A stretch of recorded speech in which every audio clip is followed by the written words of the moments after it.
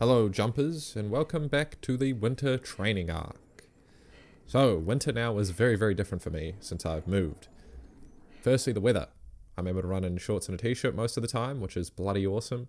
And starting from June or July, one or two, there is a winter meet once a month until the season starts, which is done nowhere else in the country, and it's awesome. So that means I basically get some competitive jumping all year round, and you kind of get to see that in this video.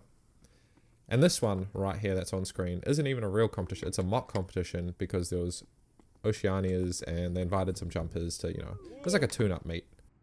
But this was my first time jumping in a few months since Nationals, so I'm kind of rusty. But actually, honestly, for rust, everything was looking pretty smooth. Just the heights weren't there, It's winter. I think I've put on a kilo here, which is not a lot to what's happened now, but there's some good stuff. And this video is mainly jumping, of course, because that's what I film. There's some hurdles and a little bit of running in there, but I've honestly just been running.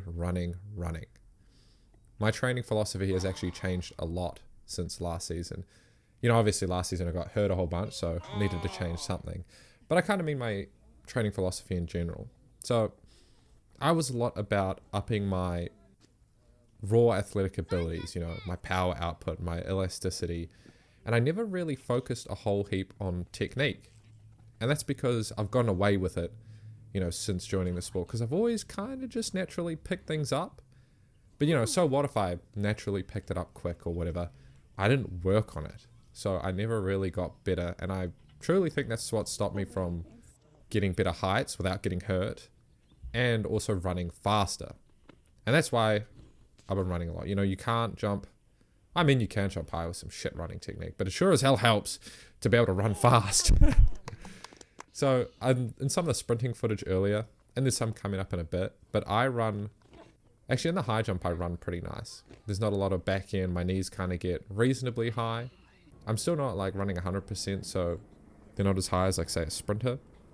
But yeah, when I really start to get moving for me, like in this race, you can see the guys who come first and second, their knees are up, their knees passing in the figure 4 if you put it in slow-mo, while my knees are drooping and my legs come way out the back. And it just means I'm not putting good force into the ground, and I'm not moving as fast as I could. And this image of me versus Huffer Powell, if you look at this is him running at like 70 meters. His driving knee is past his, I guess you'd call it his plant knee, when at the moment he touches the ground, while my knee is still behind my other knee.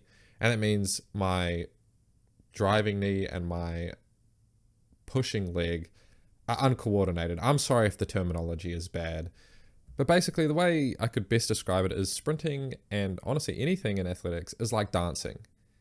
And I have absolutely zero rhythm. Also after that meet we went on a cool walk, so here are some cool little photos. So yeah, this winter has been about fixing my technical issues. So I've been working on aiming my plant foot at the back corner of the mat, which I'm kind of doing here with a bungee. I'm not focusing on the heights. And while not focusing here, in a later jump session and some other footage, I'm trying to keep my shoulders squared, or more squared with my hips, because there does need to be a tiny bit of rotation. But yeah, I lose a lot of force by twisting my shoulders and having my back face to the bar while I'm basically mid-plant. I don't know, I think every jumper, feels their body and has different terminologies for this stuff. So if you're not picking up any of this, don't feel bad. It's like I've just thought about it a lot. I discuss it with my coach and we know what we're talking about. And basically it's all about that image I've shown before, where you're becoming the stick or the pole at that plant. And here at this comp, this is actually like since the start clips, it's like 3 months later. So I've had quite a bit of practice in between, but my running's actually worse in my run up here. Just forget about that. But my plant is a lot better. My shoulders aren't twisting at takeoff as much.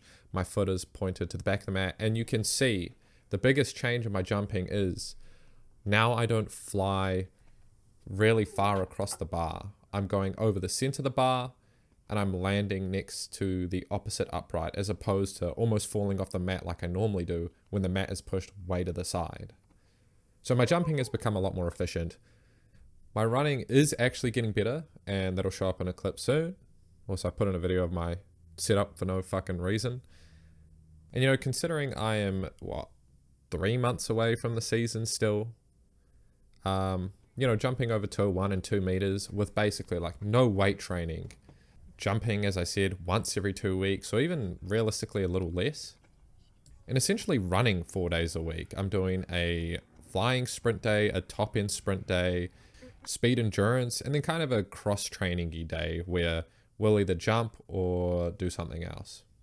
And yeah, these last clips I'm just kind of proud of. I've changed my running form a lot. It feels so different. It's such a hard thing to change, but the knees are higher. The tempo and rhythm of my sprinting is different. Like you can see from where the knees pass each other. And, you know, I'm just fucking healthy and jumping 2 meters on the regular with basically, you know, minimal jump training. Things are going really well. And just honestly very excited to enjoy the next season. Actually healthy jumping. Oh my god, wouldn't that be lovely? Anyway, see you around. Hope this wasn't too rambly. Bye bye.